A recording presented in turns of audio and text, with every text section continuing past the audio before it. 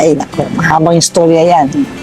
At the age of 2, instead of playing dolls kung ano-ano, ang laro nang binibigay sa akin ng aking grandmother, si Impo, ay isang kutsara at saka dahon.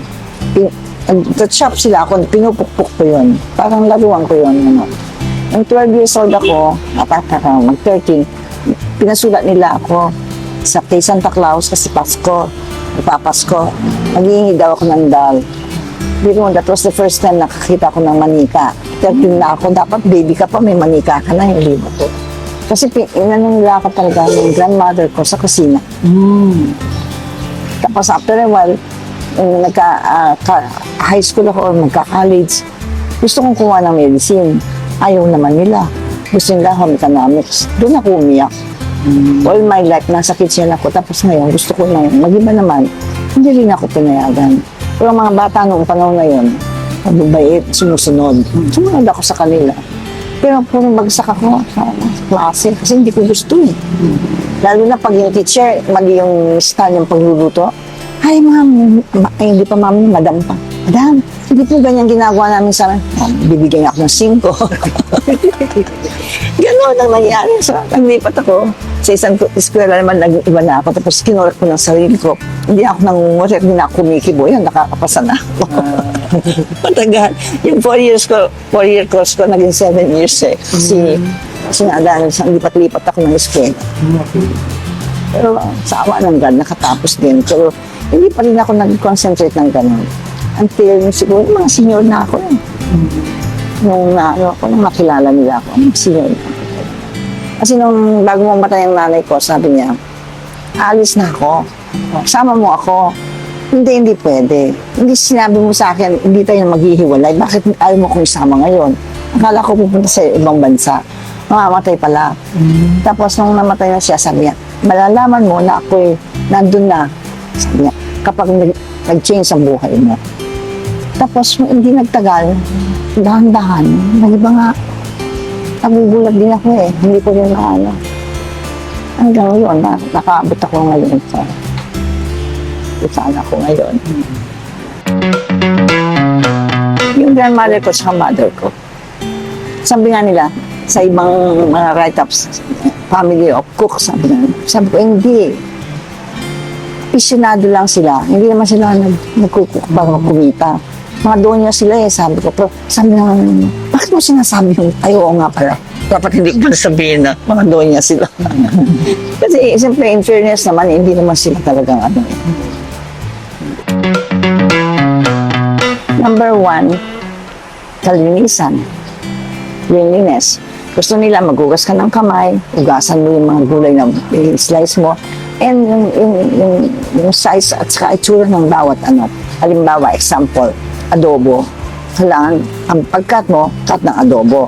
Kung kilayin, yung kilayin, nagpagkilayin sa Tagalog, kailangan yung slice mo pati yung atay, parang kalami. Hiwang kalamay na ganyan.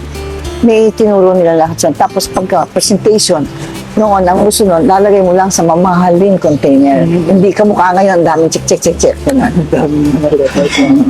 Yun kasi ang gusto nun, basta mamahalin yung ano mo, pila ko, ano, sa kristal, nagkagaling sa Italy, yung presentation. Parang gano'n. Yung panahon na dumating yung mga Kastila dito, tapos nagagawa sila ng mga buildings, mga simbahan, ginagamitan nila ng puting iklog as cement. Naiiwan yung pulang iklog. Tinuro nila yan, named after San Nicolas de Tolentino. Ang mga molde niyan, mga luma na. Pero may sasabihin ko sa inyo, may nagsasabing hindi daw totoong luma yung aking mga molde. Pero talagang luma yun kasi ang aking great-grandfather ang nagawa.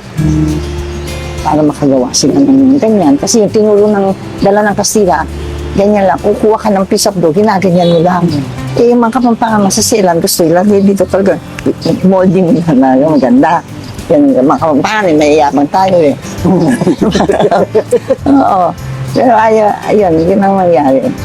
Tapos kinukwento ko rin sa San Nicolas, na yung nabasa ako, tsaka yung tinuro sa akin ng matatanda, tsaka tinuro ng mga pare. Pinangalan nilang San Nicolas yan kasi after San Nicolas de Tolentino, said to be the patron saint of bakers, of the children, of the sick, souls in purgatory, and of calamity. Pinangalanan nila yung cookies na yun kay San Nicolas de Tolentino kasi isang araw nagkasakit siya. Tapos nagpanaginipan yung Blessed Virgin asking him to get a piece of bread, soak it in a glass of water, kainin niya yun, he will be cured. Yes, he really got cured. Tapos years after, he got sick again, wala na siyang dream. Tapos sabi niya, baka ito ng end ko, pray ng pray siya. Napansin naman kasama niya sa ministeryo, kasi vegetarian monk yan eh. Kulang lang siya ng sustansya. So what they did, pinagluto siya ng karne.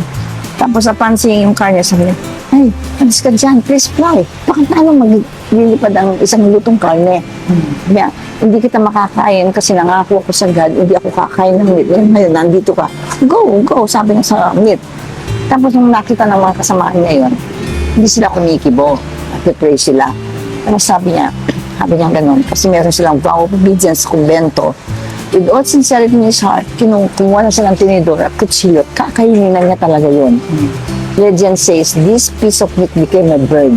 Lumipad. Kaya, doon sa kanyang, meron siyang ibon. Okay. Tapos doon na siya tumira sa Tolentino, Italy, hanggang namatay siya. Kaya naging patron saint siya.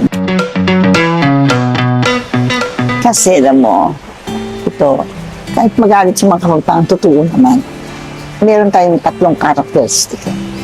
Isa, mayabang tayo, maselan, at maganda at gwapo. Maganda. Alam mo, I said mayabang kasi yun ang ugali ng mga Kapampangan. Example lang kita. Gumagawa ka ng murkon, kunyari murkon, o kaya may linuluto ka, nangangailangan ka ng keso at saka chorizo de Bilbao. Mamili ka pa ng keso yung pinakamahal. Butter yung pinakamahal. Tapos yung chorizo de Bilbao, kung hindi El Rey, ayaw mo. Kapampangan kayo, mayabang kayo. Kaya dyan yung malabas ang kayabahan natin. Pero ang product naman natin, napakaganda, napakasarap. At saka binigyan tayo siguro ng God, na special gift ng God, na yung taste buds natin na-develop masyado. At tayo yung talagang original Kapampangan na hindi yung na modern ngayon kasi ngayon pindot-pindot ka na lang sa mga slow cooking. At saka yung gamit natin, made of clay. Kaya bigyan ka ng recipe ng isang recipe tapos marami tayo. Iba-ibang utensils ang gagamitin. Kung sinong gumamit ng palayok, yun ang pinakamasarap na lalabas. Same recipe ang gagawin mo. Because of that, yung utensils natin, number 1. Tapos ninuluto natin sa ate-ate, yung very slow cooking. Siguro mas gusto ko yung lahat pa ng mga lumang recipe natin, ilalabas natin, huwag tayong maramot. Kasi kapag maramot ka, tapos namatay ka, you'll be buried together with your recipe, which is ayaw kong mangyari yun. Ayun, pag nakalabas na yun, siguro aangat naman ang Pampanga, magiging culinary capital ng tunay ng Pilipinas. Gusto ko sana yung, hindi naman sa the way I was brought up, no, pero medyo similar to that sa mga bata. Kasi kapag ang mga tao ngayon, mga bata, hindi na magluluto, hindi na hawak ng sandok, hindi na harap sa kusina, paano pa tayo magiging culinary capital? Paano pa tayo makakakain ng mabuti? At saka gusto ko, lahat na nakaraan na recipe, ayusin natin sa pagkalimot, no? Hukayin natin para i-present natin. Huwag tayong maging maramot. Kasi marami tayong alam na tinuro ng maninuno, dapat ilabas natin lahat. I-modify lang. Huwag namang gumanda tapos aalis yung lasa. Kaya modify mo ng konti sa taste ng mga tao mo yan. Like sa Nicolas ko, na-modify ko ng konti.